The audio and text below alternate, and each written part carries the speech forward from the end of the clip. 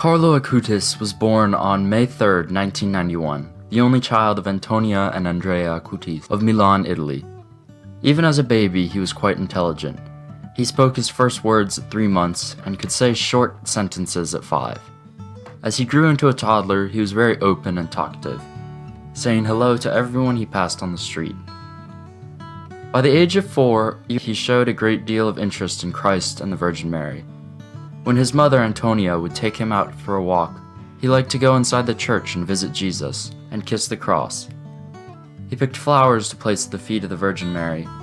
This devotion was surprising to his parents because they were not practicing Catholics at the time. Touched by Carlo's love for God, his mother Antonia decided to return to the church and eventually become a catechist. At 6 years old, Carlo accompanied his mother to class. He was a happy and generous child and interested in everyone. Many people commented to her that Carlo was really special and God must have plans for him. The priest in charge of catechism met Carlo and decided that he was ready to make his first communion at the age of 7. From that moment on, Carlo went to Mass and prayed the Rosary every single day. Carlo attended a competitive Jesuit school. In spite of his intelligence, he was never the center of jealousy because he was so positive and funny and tried to help everyone. He was fascinated by technology, and by the time he was 9, he became interested in computer programming. His mother recalls buying him college-level textbooks, and he began to teach himself to program. He eventually expanded his skills to video making and animation. He lived the life of a normal 21st century boy. He liked to laugh and joke with his friends, even make them little videos. He even liked to play with his PlayStation, although he imposed limits on himself. Sometimes he talked too much in class, and sometimes he overindulged in food. However, he was aware of his weaknesses and really made an effort to work on them. He went to confession regularly and used to keep a journal that reflected on his behaviors and how he could improve himself. He once said, "What does it matter if you can win 1,000 battles if you cannot win against your own corrupt passions? The real battle is within ourselves." Carlo was always aware of other people's sufferings. In his own circle, he consoled his friends in their struggles, always encouraging them to do the right thing, but he was never overbearing about it. He had the gift of knowing the right thing to say and when and how to say it. He would say that he always tried to live in the presence of God. Jesus was his first priority, and because of this, he had a very pure and loving heart. People sensed this and were attracted to him. In addition to his prayer life, he and his mother also volunteered to bring food and blankets to the homeless of Milan. He would round up his friends to help with this and other projects at his parish. Carlo made his confirmation at 11 years old, and then began helping out with catechism in his parish.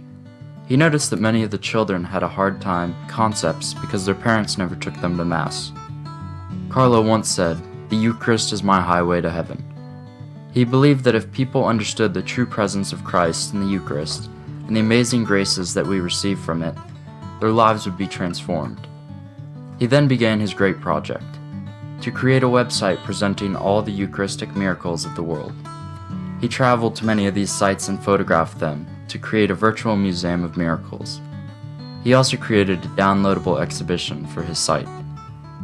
He once said, "The more Eucharist we receive, the more we become like Jesus, so that on this earth we will have a foretaste of heaven."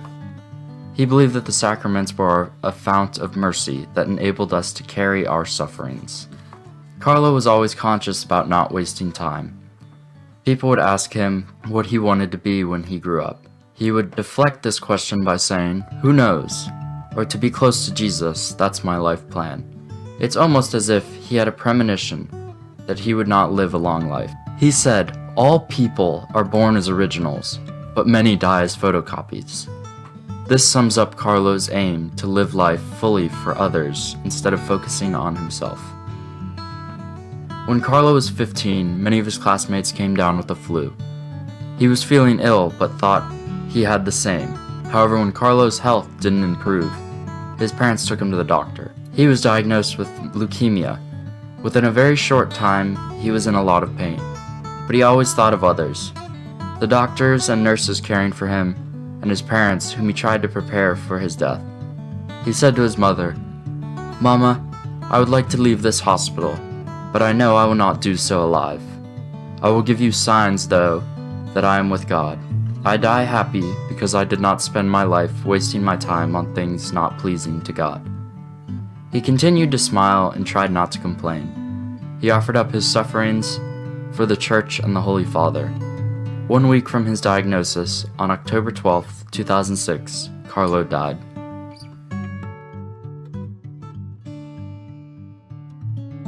The funeral was packed with friends and strangers, some even standing outside the church, but were all touched by the life of Carlo. His sanctity in life was already renowned, and people began to pray for his intercession. His mother received many accounts of people who were changed due to Carlo's witness of the faith. Carlo once said, "Our aim has to be the infinite and not the finite. The infinite is our homeland. We have always been expected in heaven." On the 4-year anniversary of his death, his mother gave birth to twins at the age of 44, the foretold sign that he had reached our heavenly home. Carlo Acutis was beatified in 2020.